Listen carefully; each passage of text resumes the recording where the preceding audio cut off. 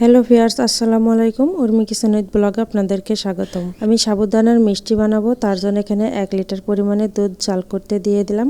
একদিকে দুধ জাল করতে দিয়েছি আর এইদিকে আমি সাবুদানাটা ভিজিয়ে রেখেছিলাম। এটা 10 থেকে 15 মিনিট একটু পানি দিয়ে ভিজিয়ে রেখেছিলাম। ভেজানোর সময় একটু লবণ দিয়ে দিতে হবে। এরপরে এই যে চেক করে নিচ্ছি সাবুদানাটা একেবারে গলে গিয়েছে কিনা।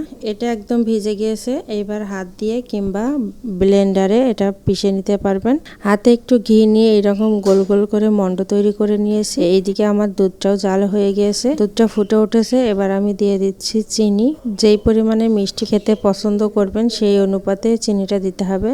আর মিষ্টি জিনিসে একটু লবণ না দিলে খেতে ভালো লাগে না, এই জন্য একটু লবণ দিয়ে দিলাম। চিনি দেওয়ার পর আরো খুব ভালোভাবে ফুটিয়ে নিলাম আর দিয়ে দিয়েছি গুঁড়া দুধ 2 প্যাকেট। গুঁড়া দুধ দেওয়ার কারণে দুধটা একেবারে মালাই মতো হয়ে যাবে, খেতে বেশি ভালো লাগবে। তারপর আরো কিছুক্ষণ জাল করে দুধটা আরো ভালোভাবে ফুটিয়ে নিয়ে এরপর দিয়ে দিচ্ছি বানিয়ে রাখা সাবুদানার মিষ্টিগুলো।